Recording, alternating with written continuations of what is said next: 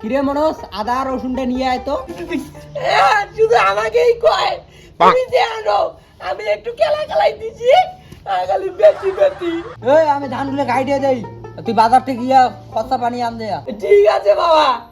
তুমি তো কি শুধু গরম আনা খরচা, বিড়ির প্যাকেট আওলা আর প্যাকেট আনতে বলেন, আর তুমি ওইখানে পয়সা রাখো।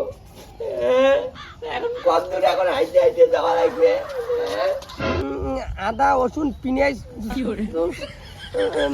লঙ্কা হলদি, আদা রসুন লঙ্কা মরিচ দুধ কলা মরুয়া কলা, আদা রসুন দুধ এটাও তো না, কিনে আনতে বললো।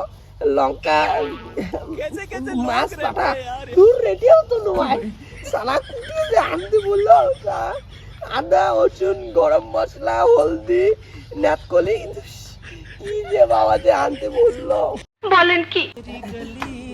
কাকু 1 কেজি ডিমের ফোটল, 1 কেজি বাতাসা, 1 কেজি লঙ্কা। বাবা আমাকেই আনতে কয়, আমি ভুলে গেলাম আস্তে আস্তে। 1 কেজি লঙ্কা না, 1 কেজি হলদি, দুষ কি যে আনতে বললো। বিড়ির প্যাকেট 1 থোকা, দুষ কি যে আনতে বললো, সালা ভুলে যাই। কাকু আর এগুলো কি বলতেছিস? 1 কেজি বাতাসা 1 টুকরো পেঁয়াজ। আরে কাকু, আমার বাবা যে আমারে কি আনতে বললো, নাই আমি ভুলে গেছি।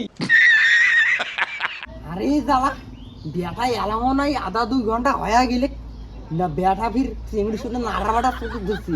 বেটা তো এমন দেখা যায় এখানে ভোদা চেংড়া, তলে তলে চাল লাগাছে। কাকু আমি বাবার কাছে শুনিয়ে আসি, দেখি কি খরচা। আরে এখন লাগে খরচা আনতে, খরচা দে। বাবা তুমি না আমারে কি খরচা আনতে বললা? নাই আমি না ভুলে গেছি।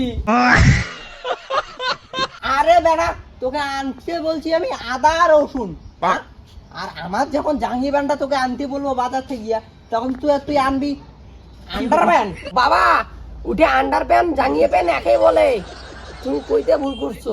আরে বেটা তোকে আমি ভাবছি ইঞ্জিনিয়ার বানাবো, আর তুই তো লাস্টে বিড়ি খাওয়া ছাত্র হয়ে গেলি।